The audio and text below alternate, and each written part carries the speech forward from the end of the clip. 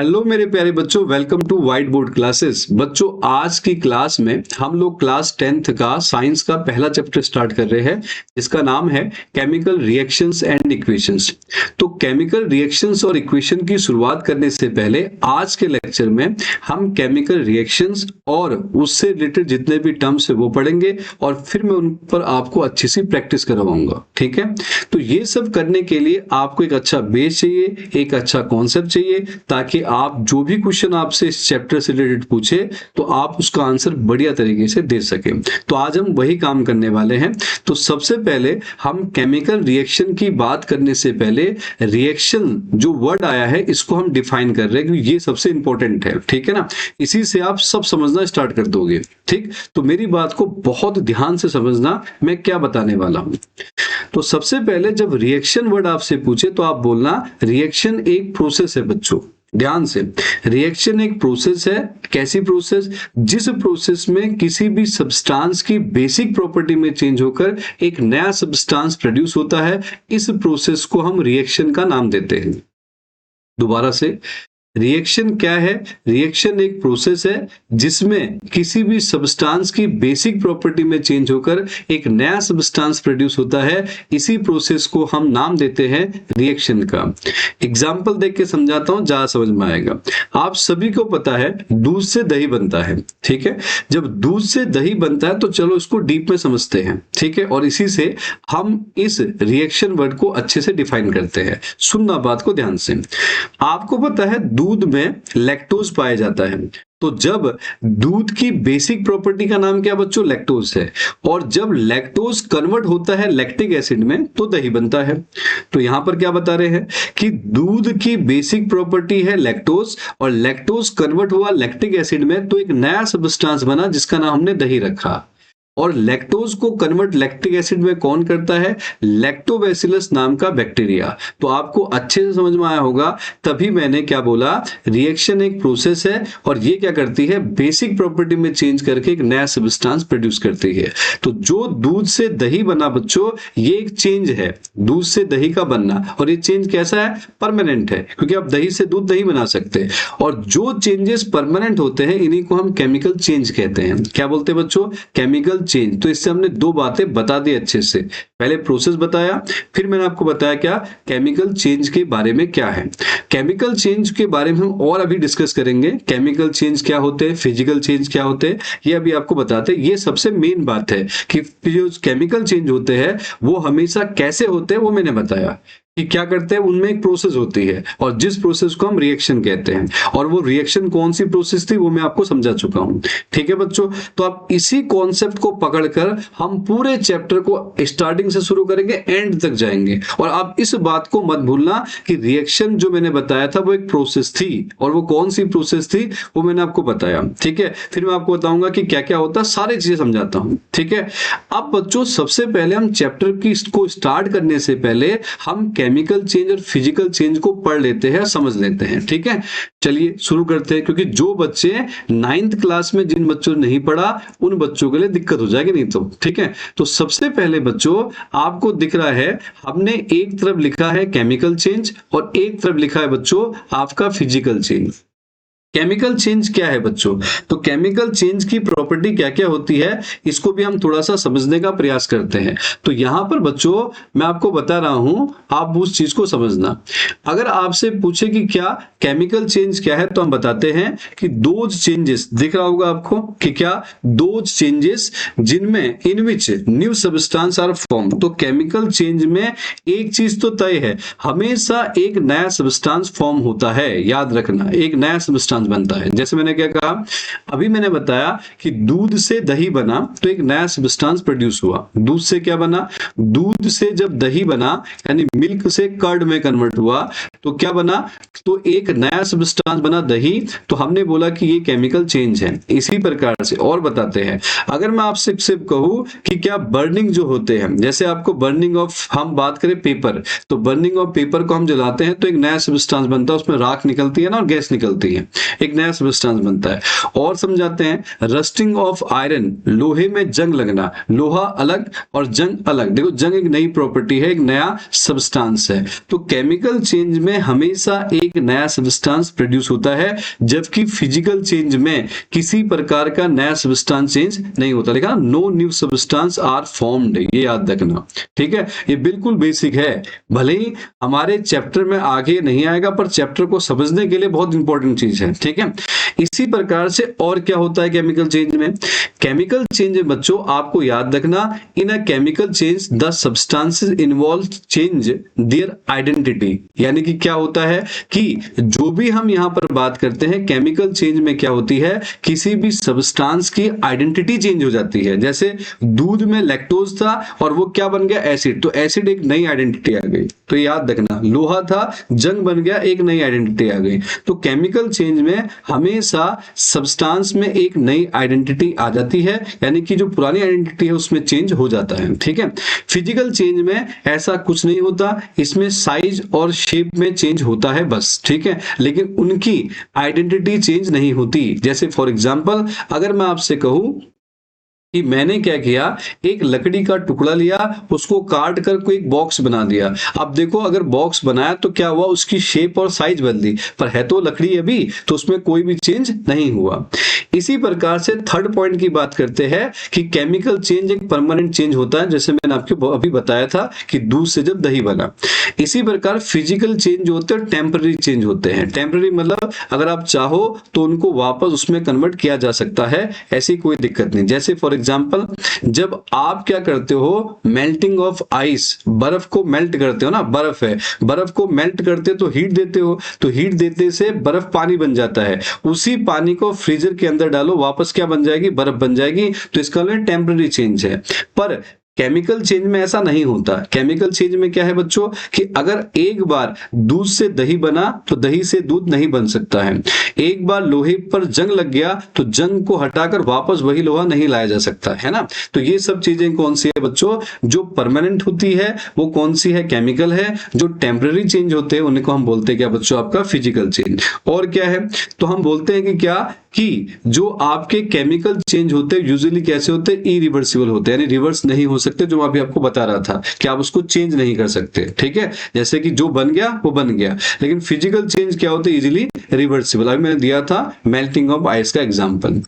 और chemical change में बहुत ज्यादा हीट, लाइट, एनर्जी जो होती है वो एब्जॉर्ब होती है या फिर निकलती है, ठीक है। किसकी कंपैरिजन में, फिजिकल चेंज की कंपैरिजन में। जबकि फिजिकल चेंज में बहुत छोटी सी मात्रा में हीट और लाइट एनर्जी निकलती है, ठीक है। एग्जाम्पल कुछ दिए हैं, बर्निंग ऑफ मैग्नीशियम किसका एग्जाम्पल है, केमिकल चेंज का। Burning of paper, rusting of iron, ripening of fruits, यानी जो फलों का पकना, ये भी क्या है बच्चों, एक केमिकल चेंज है। कुकिंग ऑफ फूड, यानी खाने का को बनाना, यानी खाने का बनना, ये भी क्या है बच्चों, एक आपका केमिकल चेंज है। ये तो मैंने दिया था। Formation of curd from milk, ऐसे बहुत सारे चेंज है जिनको केमिकल चेंज कहा गया है। इसी प्रकार से बच्चों फिजिकल चेंज में मेल्टिंग ऑफ आइस है मैंने बताया, मेकिंग ऑफ सॉल्यूशन, एक सॉल्यूशन को बनाना, glowing of electric bulb, bulb का जलना, ये सब चीजें क्या, ब्रेकिंग ऑफ ग्लास, इनमें शेप और साइज में चेंज होता है, कोई नया सब्सटेंस प्रोड्यूस नहीं होता। तो मेन बातें पकड़ के चलिए, केमिकल और फिजिकल चेंज में क्या क्या है। केमिकल चेंज में कोई भी नया सब्सटेंस बनता है, हर नया यानी कि एक न्यू सब्सटेंस फॉर्म होता है, जबकि फिजिकल चेंज में कोई भी नया सब्सटेंस फॉर्म नहीं होता। अगली चीज क्या, केमिकल चेंज में आइडेंटिटी में चेंज होता है, फिजिकल में नहीं होता। केमिकल चेंज परमानेंट होते हैं, फिजिकल चेंज टेम्पररी होते हैं, ठीक है। इसी प्रकार से चौथा पॉइंट आप समझ सकते हो, केमिकल चेंज में बहुत सारी हीट, लाइट, एनर्जी निकलती है, जबकि फिजिकल चेंज में बहुत कम मात्रा में हीट और लाइट निकलती है। ये तो बच्चों केमिकल चेंज के पीछे मैंने बताया था केमिकल रिएक्शंस का ही सबसे बड़ा क्या है, रोल है, क्योंकि एक प्रोसेस है, जो प्रोसेस ही क्या करती है, किसी सब्सटेंस की बेसिक प्रॉपर्टी में चेंज करती है, उसी को हम केमिकल चेंज कहते हैं। तो इसीलिए हम क्या करते हैं, केमिकल चेंज के अंदर डीप में जाकर केमिकल रिएक्शन को पढ़ना स्टार्ट करते हैं, है ना बेटा। तो केमिकल रिएक्शन की डेफिनेशन क्या है, हम उसकी शुरुआत करते हैं। तो सुनिए ध्यान से, नोट्स भी आप बना सकते हो, इसीलिए पूरा प्रॉपर बताया गया है, नहीं तो मैं ऐसे भी समझा सकता था। केमिकल रिएक्शन की बच्चों जब बात करते हैं तो हम बताते हैं केमिकल रिएक्शन क्या है। The process which transform one और more substance into new substances, यानी कि ट्रांसफॉर्म करते हैं एक या एक से ज्यादा सब्सटेंस को एक नए सब्सटेंस में, जो मैंने बताया था एक नई प्रॉपर्टी के साथ। न्यू प्रॉपर्टी इज कॉल्ड क्या, केमिकल रिएक्शन। जैसे formation of curd from milk, अभी बताया दूध से दही बनना, ये मैंने बताया। बर्निंग ऑफ मैग्नीशियम रिबन, यानी कि मैग्नीशियम रिबन को अगर हम बात करें, मैग्नीशियम रिबन का जलना, अभी इस पर हम डिटेल में डिस्कस करेंगे। मैग्नीशियम रिबन का जलना ये भी क्या है बच्चों, आपका एक केमिकल रिएक्शंस आपको दिखाता है। यहाँ पर दिखा रखा है कि ये पूरा बता रखा है, मैग्नीशियम रिबन ये रखा हुआ है इसने, है ना। और यहाँ पर क्या बच्चों आप देखिए क्या बनता है, नीचे क्या बना, मैग्नीशियम ऑक्साइड। अभी आपको डिटेल में समझाता हूं मैं, आप बस पहले ये समझिए कि केमिकल रिएक्शन एक प्रोसेस है जिसमें एक या एक से ज्यादा सब्सटेंस क्या होते हैं, ट्रांसफॉर्म होकर एक नए सब्सटेंस को प्रोड्यूस करते हैं नई प्रॉपर्टी के साथ। उन्हीं को बच्चों हम क्या बोलते हैं, केमिकल रिएक्शन कहते हैं। ठीक है, अगली चीज बच्चों हम यहां देखते हैं कि केमिकल रिएक्शन में दो चीजें होती है। क्या, एक तो रिएक्टेंट। रिएक्टेंट क्या होते हैं, जो किसी केमिकल रिएक्शन में पार्टिसिपेट करते हैं उन सभी सब्सटेंसेस को हम रिएक्टेंट कहते हैं। जैसे फॉर एग्जांपल जिंक, ये दिख रहा नीचे जिंक है और ये सल्फ्यूरिक एसिड है नीचे, यहां देखिए जिंक और सल्फ्यूरिक एसिड दोनों आपस में मिलने से, यानी कि समझिए कि सल्फ्यूरिक एसिड एक हमारे पास बीकर में रखा है, उसमें जिंक के कुछ टुकड़े डाल देते हैं। जब सल्फ्यूरिक एसिड में जिंक के टुकड़े डालते हैं तो आपको देखने को मिलता है कि उसमें बबल्स क्रिएट होते हैं। और बबल्स क्रिएट करने पर अगर आप एक मैच स्टिक यानी कि एक या कैंडल को लेकर जाते हैं उसके पास, तो उसमें से पॉप साउंड आती है। पॉप साउंड आने का मतलब यह होता है कि वो कौन सी गैस देता है, हाइड्रोजन गैस देता है। तो यहां पर मैंने बताया कि जिंक और सल्फ्यूरिक एसिड, देखो केमिकल रिएक्शन हो रही है, जिंक और सल्फ्यूरिक एसिड आपस में मिलकर क्या देते हैं, जिंक सल्फेट और साथ में हाइड्रोजन गैस। तो मैंने बताया केमिकल रिएक्शन हमेशा दो चीजें होती है, एक रिएक्टेंट जो पार्टिसिपेट करते हैं उनको रिएक्टेंट कहते हैं। तो पार्टिसिपेट कौन कर रहा है, जिंक कर रहा है और सल्फ्यूरिक एसिड कर रहा है। और प्रोडक्ट क्या है, प्रोडक्ट क्या है बच्चों, जो निकल के आते हैं। तो यही चीज यहां बता रखी है कि रिएक्टेंट क्या है, the substances which take part in chemical reaction are called reactants. ठीक है, और जो the substance which are formed due to a chemical reaction, chemical reaction के बाद जो भी सब्सटेंस फॉर्म्ड होते हैं उन्हीं को बच्चों हम क्या बोलते हैं, आपका प्रोडक्ट कहते हैं। तो ये चीज बिल्कुल दिमाग में तय रखो। क्या रखो, केमिकल रिएक्शन क्या है, एक तो डेफिनेशन वो जो बहुत डीप में है, दूसरा सिंपल भी कह सकते हो कि अ chemical reaction is combination of reactant and product. Reactant किसे कहते हैं, जो किसी केमिकल रिएक्शन में पार्टिसिपेट करते हैं, वो सब्सटेंस जो किसी केमिकल रिएक्शन में पार्टिसिपेट करते हैं उन्हें हम रिएक्टेंट कहते हैं, और जो सब्सटेंस रिएक्शन के बाद प्रोड्यूस होते हैं उन्हें हम प्रोडक्ट कहते हैं। ठीक है, तो ये भी कह सकते हैं यहाँ पे कि जो आपको यहाँ दिख रहा है, एक बात और याद रखना, ये रिएक्शन का साइन है यहाँ बना रखा है। ठीक है, रिएक्शन है, रिएक्शन के लेफ्ट हैंड साइड वाले को रिएक्टेंट कहते हैं, राइट हैंड साइड वाले को हम बच्चों प्रोडक्ट कहते हैं। सिंपल तरीके से ये भी समझ सकते हैं। ठीक है, अगली चीज बच्चों जो कि हमारे लिए काफी इंपॉर्टेंट है, जब भी कोई केमिकल रिएक्शन होती है तो केमिकल रिएक्शन के कुछ कैरेक्टरिस्टिक्स देखने को मिलते हैं। कैरेक्टरिस्टिक कैसे, कैरेक्टरिस्टिक्स अगर हम देखें बच्चों तो 5 प्रकार के कैरेक्टरिस्टिक्स मेनली देखने को मिलते हैं। क्या चीज समझाया, जब भी कोई केमिकल रिएक्शन होती है तो केमिकल रिएक्शन में कुछ करैक्टर देखने को मिलते हैं। मेनली 5 करैक्टर देखने को मिलते हैं। पहला करैक्टर है इवोल्यूशन ऑफ गैस, यानी गैस का निकलना। अभी बताता हूं, ध्यान से समझना। दूसरी चीज आपने अगर देखे, फॉर्मेशन ऑफ प्रेसिपिटेट, अभी बताएंगे प्रेसिपिटेट क्या है, अभी आप समझिए। तीसरा change in temperature, change in temperature. चौथा चेंज इन कलर। पांचवा आपका चेंज इन स्टेट। तो आपको ये 5 कैरेक्टर पेपर में इनमें से सवाल पूछा जाता है, हर बार पूछा जाता है। तो आप ध्यान से समझिए, ये मेन बात हम जो पढ़े मेन टॉपिक है। अगर आपसे पूछेगा कि केमिकल रिएक्शन के कैरेक्टर्स कौन से हैं, तो आपको पता है यह सवाल पूछा एमसीक्यू में आ गया, इनमें से कौन सा ऐसा है जो केमिकल रिएक्शन का कैरेक्टर नहीं है। 4 ऑप्शन दे दिए, तो आपको क्या पता होना चाहिए कि केमिकल रिएक्शन के कैरेक्टर होते क्या है, तभी तो आप बता पाओगे ना कि कौन सा नहीं है।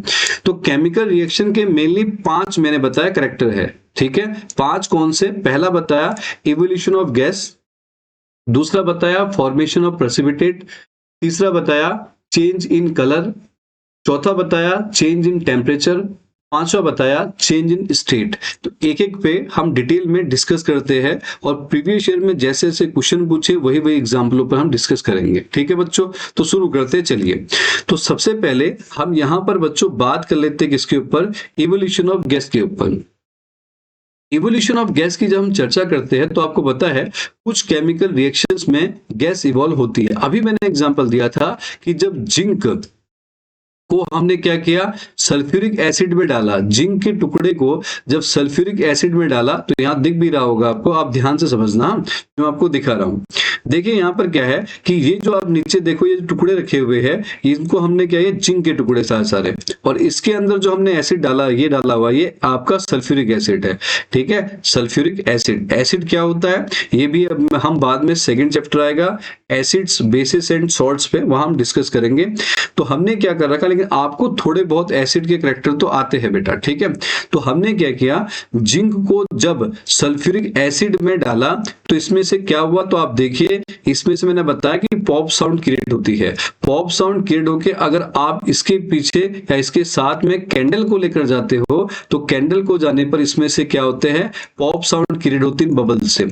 तो हम कहते हैं कि जिसमें पॉप साउंड क्रिएट हो वो वाली गैस का नाम बताइए, तो कौन सी है बच्चों, हाइड्रोजन गैस। अब ये भी पूछा जा सकता है कि पॉप साउंड के साथ प्रोड्यूस होने वाली गैस का नाम बताओ, तो याद रखना कौन सी बच्चों, हाइड्रोजन गैस से। ठीक है, अलग अलग पूछ सकते हैं, ध्यान देना। ठीक है, अरे हाँ या ना।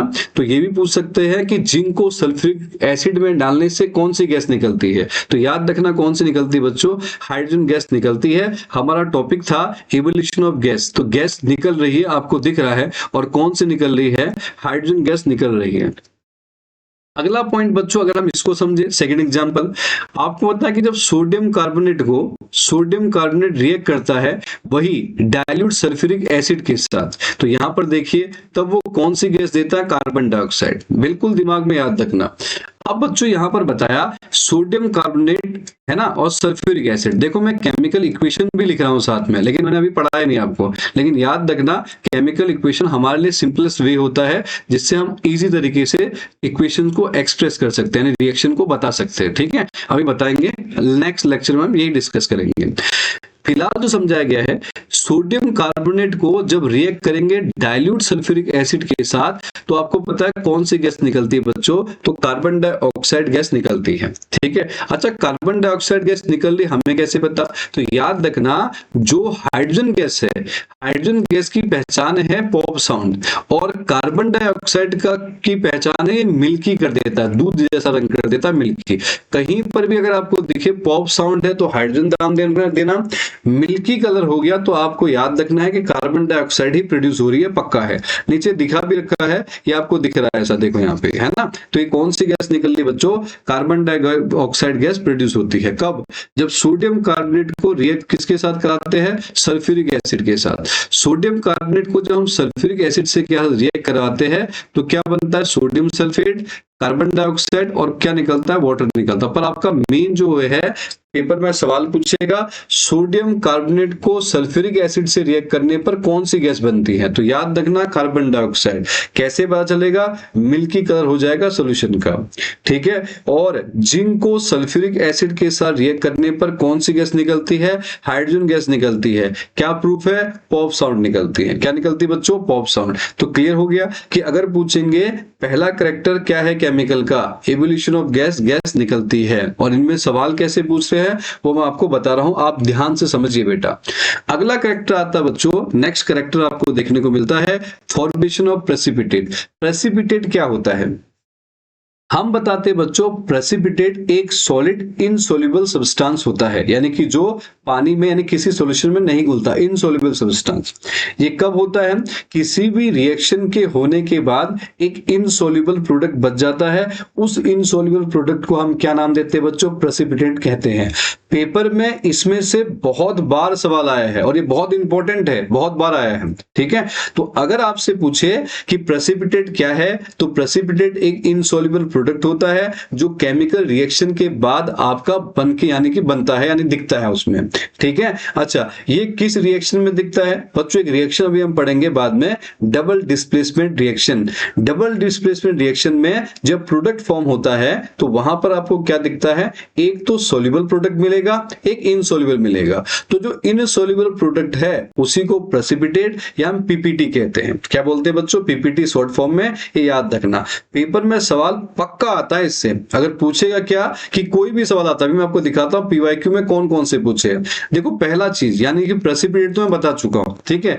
अगर पहली चीज क्या है कि जब भी व्हेन कलरलेस लेड नाइट्रेट, ये सवाल आया है पेपर में, ठीक है, लेड नाइट्रेट सॉल्यूशन को रिएक्ट कराते हैं कलरलेस पोटेशियम आयोडाइड के साथ। किसके साथ?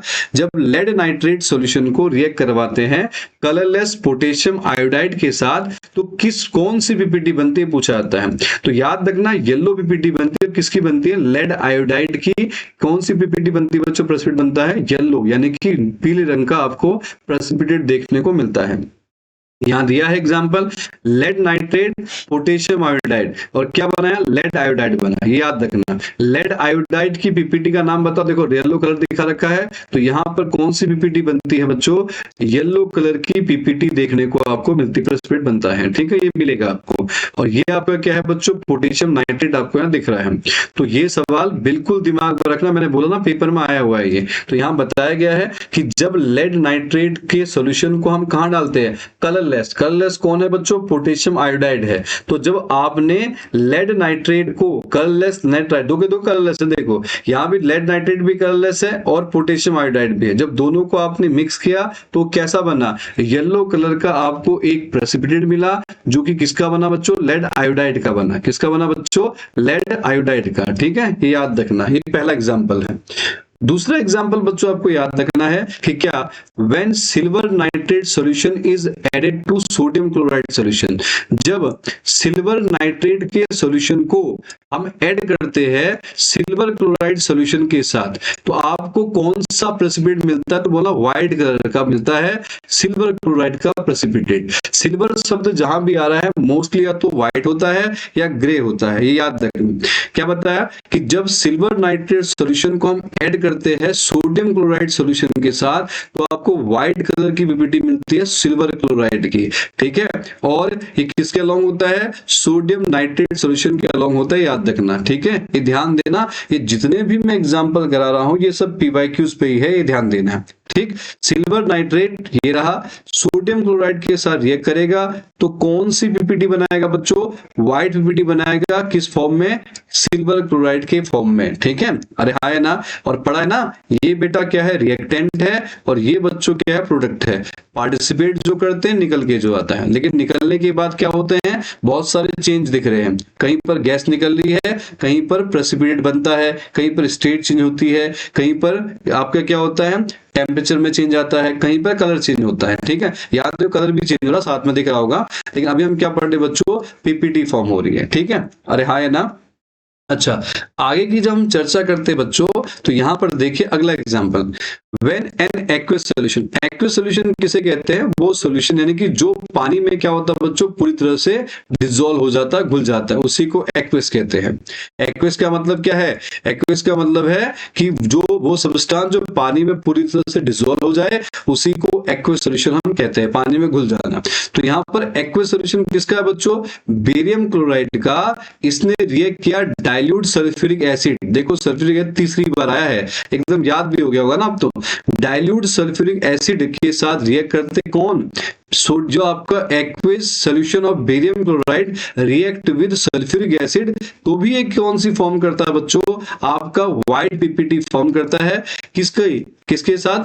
बेरियम सल्फेट के साथ, ठीक है। तो यहां पर आपको ध्यान देना है कि जो बेरियम क्लोराइड है जब रिएक्ट करता है सल्फ्यूरिक एसिड के साथ, तो बेरियम सल्फेट की व्हाइट पीपीटी फॉर्म करता है, व्हाइट प्रेसिपिटेट फॉर्म करता है, ठीक है। अरे हाँ ना, कौन सा करता है बच्चों?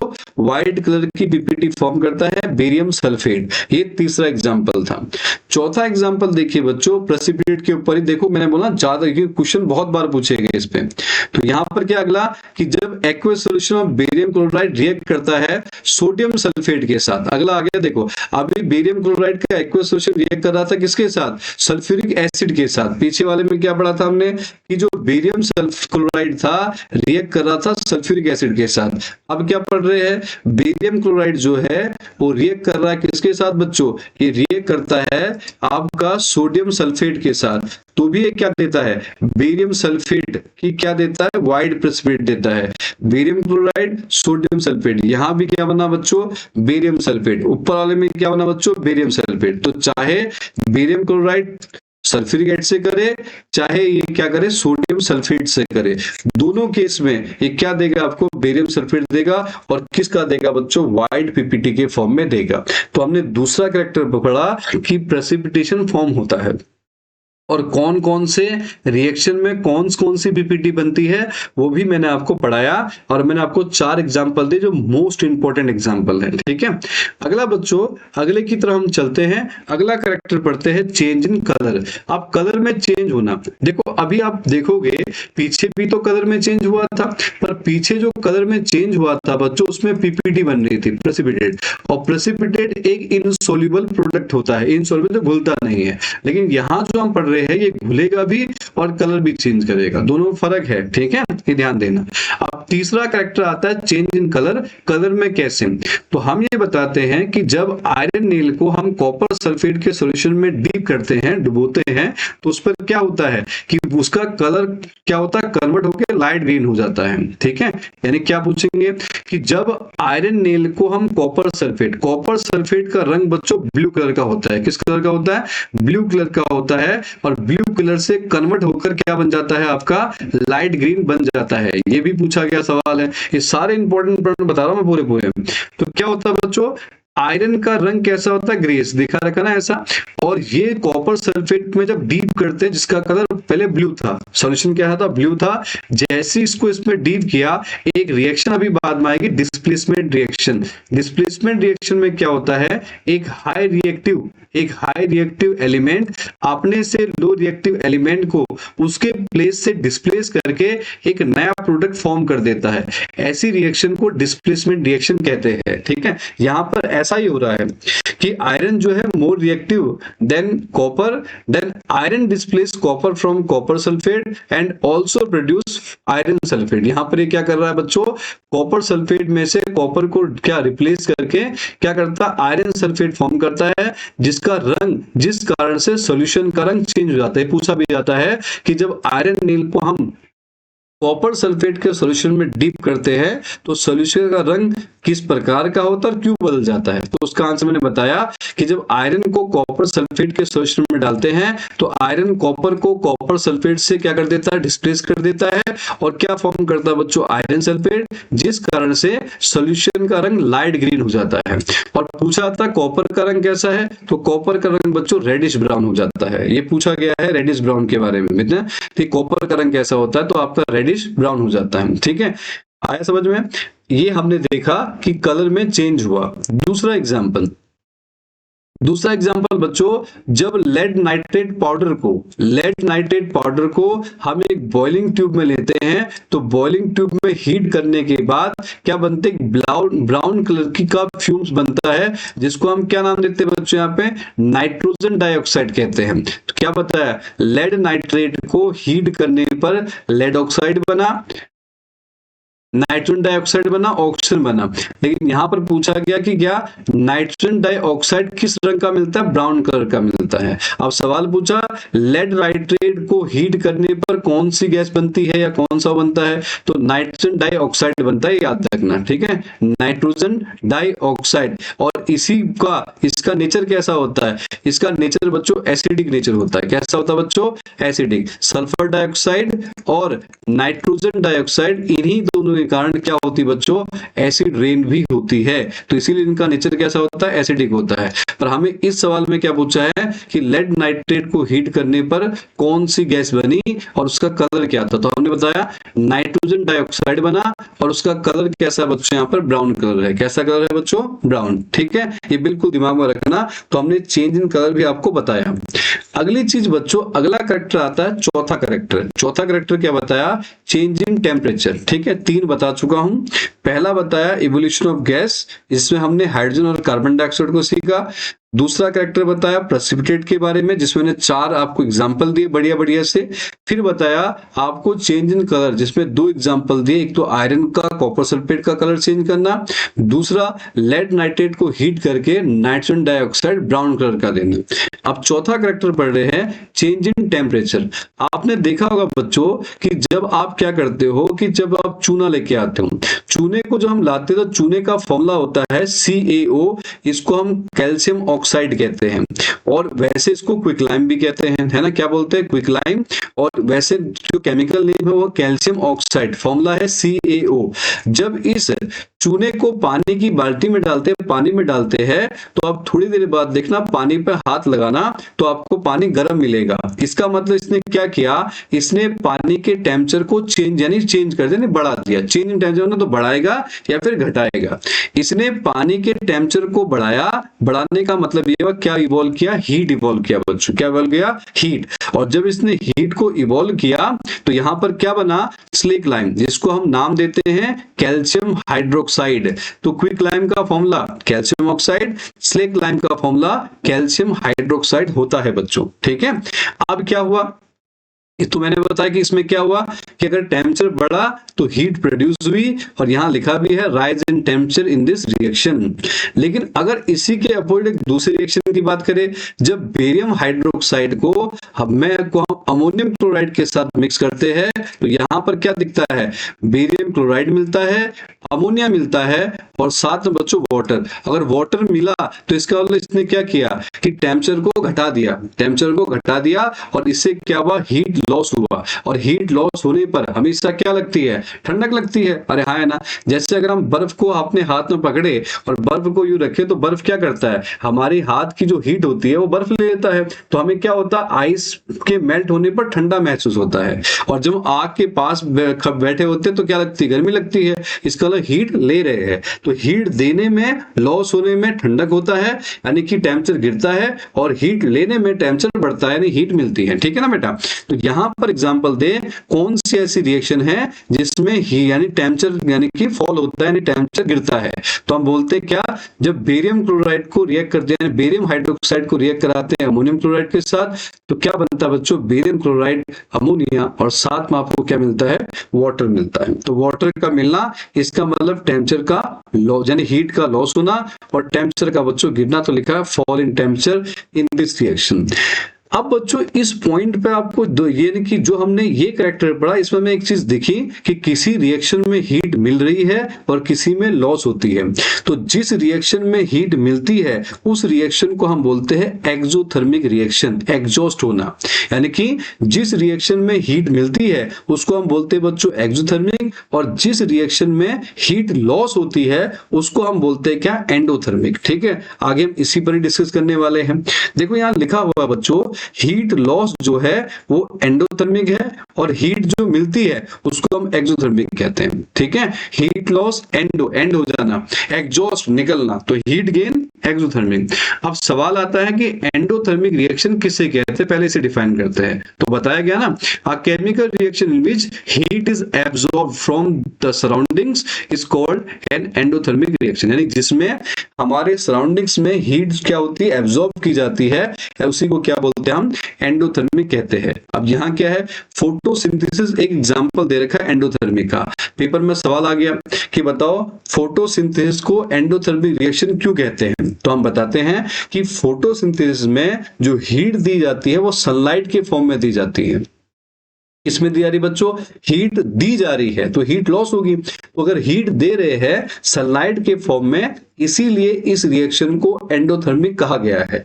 जिस रिएक्शन में हीट देनी पड़ी तो इसका लॉस हो रहा है, और जिसमें हीट मिल रही है यानी कि गेन हो रहा है। तो यानी कि हम जो फोटोसिंथेसिस को इस कारण से क्या बोलते हैं बच्चों? आपका exothermic reaction, sorry endothermic reaction कहते हैं। तो यहाँ लिखा भी है कि क्या कि जो फोटोसिंथेसिस होती है, तो ये बता रखा है 6CO2 carbon dioxide water sunlight, इसके नीचे एक होता है क्लोरोफिल, ये मिलकर बच्चों क्या देते हैं? इसको ग्लूकोज कहते हैं।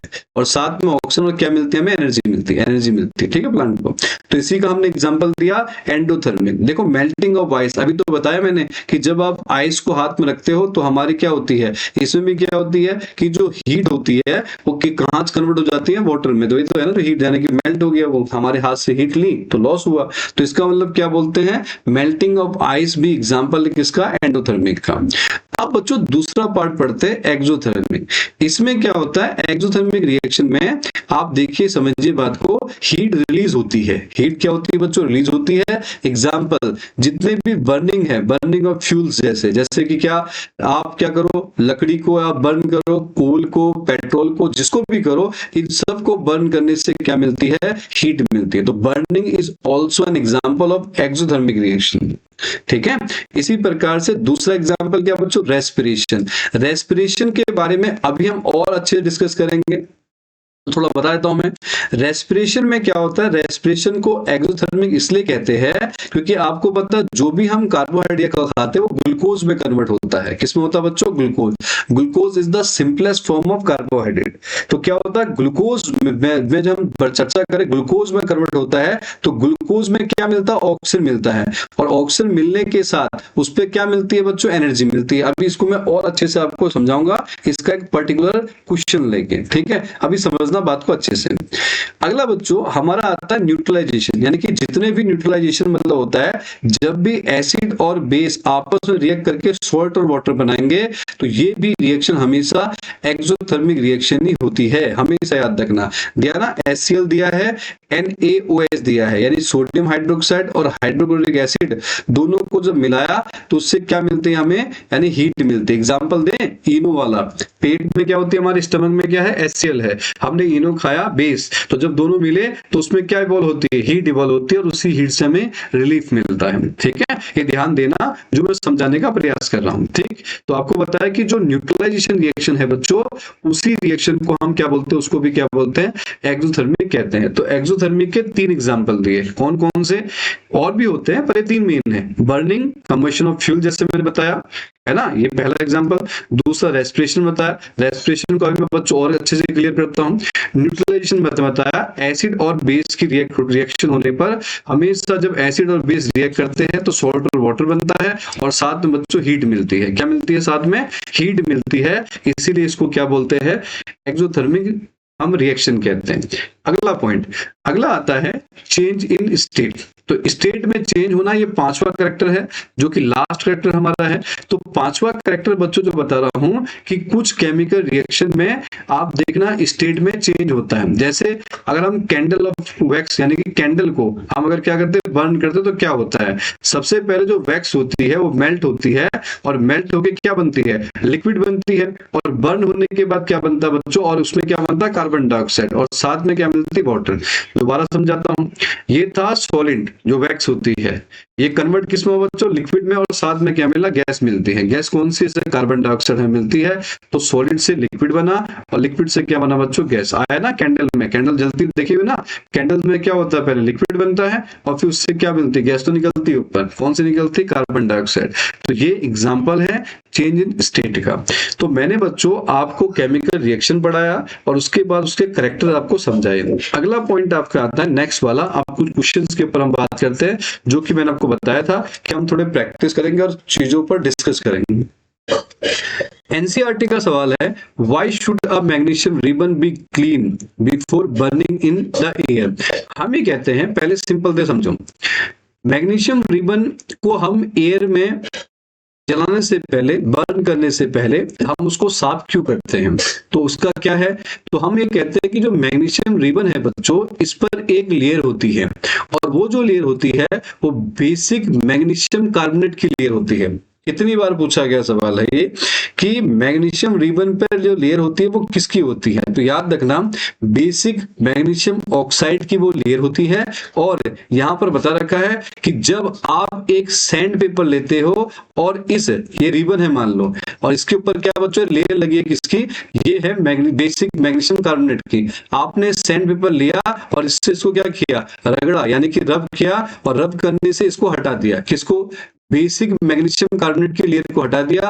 अब आपका मैग्नीशियम जो है डायरेक्ट कांटेक्ट में आएगा एयर के और तुरंत क्या होगा, बर्न हो जाएगा। तो इसीलिए कि मैग्नीशियम रिबन को एयर के कांटेक्ट में लाने से पहले हम क्या कर लेते हैं, क्लीन कर लेते हैं, ताकि उसमें से क्या हट जाए, बेसिक मैग्नीशियम कार्बोनेट की लेयर हट जाए। तो यहाँ बता रखा है the magnesium ribbon which we use usually have a coating of white layer of magnesium oxide. यहाँ लिखा ना व्हाइट कलर लेयर ऑफ वाला, तो इसी को हम क्या बोलते हैं, बेसिक मैग्नीशियम ऑक्साइड कार्बोनेट कहते हैं, बेसिक मैग्नीशियम कार्बोनेट कहते हैं।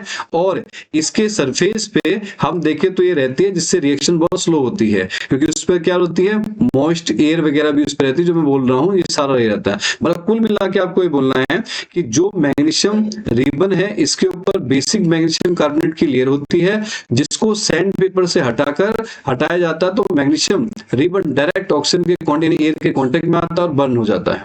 ठीक है, यही चीज यहाँ बता रखी है। ये देखो लिखा, this layer is removed by rubbing with sand paper before burning.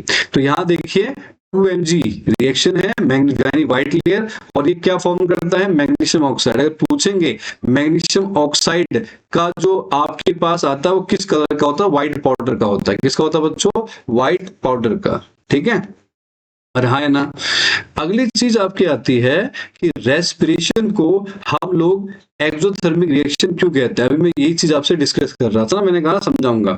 Magnesium ribbon को यानी कि रेस्पिरेशन को हम एक्सोथर्मिक इसलिए कंसीडर करते हैं क्योंकि ये हमें एनर्जी रिलीज करता है। कैसे, जब ग्लूकोज जो होता है, जैसे कि मैंने कहा कि फूड ब्रेक डाउन होकर क्या बना, ग्लूकोज बना, और ग्लूकोज ने रिएक्ट किया ऑक्सीजन के साथ। इससे क्या हुआ कि ये किसमें कन्वर्ट हुआ, कार्बन डाइऑक्साइड, कौन, ग्लूकोज कन्वर्ट हुआ किसमें, कार्बन डाइऑक्साइड और वाटर में, और साथ में क्या करता है, एनर्जी रिलीज करता है। पूरी प्रोसेस को समझो। क्या बताया कि जो ग्लूकोज होता है जब वो ऑक्सीजन के कांटेक्ट में आता है तो ब्रेक हो जाता है, और ब्रेक होने के साथ क्या करता है, किसमें ब्रेक होता है, कार्बन डाइऑक्साइड, वाटर और एनर्जी मिलती है एटीपी की फॉर्म में। कितनी एनर्जी मिलती है बच्चों, 38.1 मोल आपको मिलती है। 38.1 मोल कितनी मिलती है, 38.1 मोल एटीपी के फॉर्म आपको मिलती है, जिससे इस एनर्जी का इस्तेमाल करके हम जो भी हमारे बायोलॉजिकल फंक्शंस होते हैं, जैसे ग्रोथ है, मूवमेंट है ना, बॉडी का टेम्परेचर है, रेस्पिरेशन है, ये सब चीजें हम लोग क्या करते हैं, इसी एनर्जी से सब चीजों को मेंटेन किया जाता है। तो इसीलिए रेस्पिरेशन में क्या मिल रही है, हमें एनर्जी मिल रही है। एनर्जी मतलब हीट के फॉर्म में मिलती है, तो इसीलिए हम इसको क्या बोलते हैं, एक्सोथर्मिक कहते हैं। ठीक है ना। अगली चीज आती है बच्चों, नेक्स्ट में हम लोग कुछ एमसीक्यू पर बात करते हैं। पहला एमसीक्यू पूछा है, magnesium ribbon is rubbed before burning because it has a coating. यानी कि जो मैग्नीशियम रिबन है इसको रब करते हैं क्योंकि इस पर एक कोटिंग होती किसकी, तो हमने बताया पहला बेसिक मैग्नीशियम कार्बोनेट। ये देखो पहला क्या बच्चों, बेसिक मैग्नीशियम कार्बोनेट की इस पर एक लेयर होती है, इसीलिए इसको क्या करते हैं, हम रब करके इसको हटाते हैं ताकि एयर के कांटेक्ट में आए और इजीली बर्न हो जाए। दूसरा, which of the following are exothermic reaction. Exothermic में बच्चों हीट इवॉल्व होती है, हीट निकलती है। तो reaction of water with quicklime है, क्योंकि इसमें क्या निकलती है, हीट निकलती है। Dilution of N acid, evaporation of water, sublimation. तो हमारा ये जो है किसका एग्जांपल है बच्चों, एक्सोथर्मिक का एग्जांपल है, बकाया एंडोथर्मिक है, और ये नहीं होता है इनमें। ठीक है। अगली चीज को हम समझते हैं, विच of the following has not undergone a chemical reaction. इनमें से कौन सा केमिकल रिएक्शन के थ्रू नहीं होता। फॉर्मेशन ऑफ कर्ड अभी बताया, दूध से दही बनना बिल्कुल केमिकल रिएक्शन है। डिसॉल्विंग सॉल्ट इन वाटर, ठीक है, यानी कि पानी में नमक का मिलना। रस्टिंग ऑफ आयरन और burning of paper, burning chemical reaction, rusting chemical reaction. Formation of cut chemical reaction, dissolving मतलब सॉल्यूशन बनाना, और सॉल्यूशन बनाना मैंने बताया था एक फिजिकल चेंज है, तो एक केमिकल रिएक्शन नहीं होता, तो ये हमारा करेक्ट आंसर होगा। अगला आता है बच्चों which gas is evolve when zinc react with diluted acid. बताओ फटाफट, जब जिंक को HCl एसिड के साथ रिएक्ट करते हैं तो कौन सी गैस निकलती है? पढ़ा था हमने पॉप साउंड के साथ कौन सी निकलती है? हाइड्रोजन गैस निकलती है, ठीक है। और ये प्रॉपर्टी भी है, जब भी कोई मेटल एसिड से रिएक्ट करेगा तो हमेशा हाइड्रोजन गैस निकलती है, ये ध्यान देना। अगली चीज आपकी आती है छठा वाला, What is the brown gas evolve when lead nitrate heated? जब लेड नाइट्रेट को हीट किया जाता है, पढ़ा था हमने PbNO32, लेड नाइट्रेट को जब हीट करते हैं तो कौन सी गैस निकलती है? तो पढ़ा था नाइट्रोजन डाइऑक्साइड। कलर कैसा होता है बच्चों इसका? ब्राउन कलर होता है। कैसा होता है? ब्राउन कलर का नाइट्रोजन डाइऑक्साइड गैस निकलती है ना। अगला आता है सेवंथ वाला, What is observed when silver nitrate react with sodium chloride? जब सिल्वर नाइट्रेट रिएक्ट करता है सोडियम क्लोराइड के साथ तो सिल्वर क्लोराइड बनेगा, तो इसका कैसा बनता है बच्चों? व्हाइट। सिल्वर मैंने बताया दो ही करता है, या तो आपका बनाएगा ग्रे या बनाएगा बच्चों व्हाइट प्रेसिपिटेट, तो व्हाइट प्रेसिपिटेट बनती है। अच्छा, विच of the following is an exothermic reaction? यहां भी पूछा है जिसमें हीट निकलती है। फोटोसिंथेसिस में सनलाइट के फॉर्म में हीट देनी पड़ती, तो ये नहीं हो सकता, एंडोथर्मिक है। इलेक्ट्रोलाइसिस ऑफ वाटर का इलेक्ट्रोलाइसिस, तो ये भी क्या है? इसमें भी हम देखें तो एंडोथर्मिक है। रेस्पिरेशन, यस अभी पढ़ा था, रेस्पिरेशन में क्या होता है कि आपको ग्लूकोज ऑक्सीजन के कांटेक्ट में आके ब्रेक हो जाता है कार्बन डाइऑक्साइड और वाटर, और साथ में एनर्जी में बन जाता है ना। एनर्जी कितनी मिलती है? एटीपी की फॉर्म मिलती है, 38.1 मोल आपको एनर्जी मिलती है बच्चों। अगला क्या बताया? मेल्टिंग ऑफ आइस, ये तो फिजिकल चेंज है। तो हमारा जो करेक्ट आंसर है वो कौन सा बच्चों? आपका रेस्पिरेशन। अगला आता है नाइन्थ वाला, which is not a characteristic of chemical reaction? कौन सी केमिकल रिएक्शन का कैरेक्टर नहीं है? बताओ बेटा, ये तो बताओ। चेंज इन कलर 5 है ना, चेंज इन कलर है, चेंज इन टेम्परेचर है, इवोल्यूशन ऑफ गैस है, और ये कौन सा है?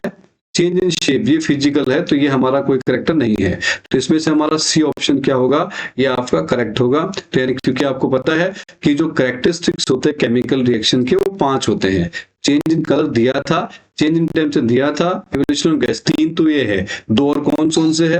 पहला और दूसरा, तो और तीसरा। चौथा बताओ बच्चों, चौथे की जब हम चर्चा करते हैं, चौथा आपका है जो हम पढ़ते हैं चेंज इन स्टेट, और पांचवा आपका है फॉर्मेशन ऑफ पीपीटी, प्रेसिपिटेट का फॉर्म होना। आया समझ में? तो इसी प्रकार से अभी मैंने आपको केमिकल रिएक्शन के ऊपर पूरा बेस बताया, और उस पर बच्चों क्या बताया, उससे रिलेटेड टर्म कैरेक्टर बताए, और साथ में मैंने आपको इसकी प्रैक्टिस कराई है। तो अगला लेक्चर जो हमारा आएगा तो आप इसको अच्छे से रिवाइज कीजिए, ताकि आने वाले लेक्चर में बच्चों आपको दिक्कत बिल्कुल भी ना हो। तब तक के लिए थैंक यू वेरी मच बच्चों।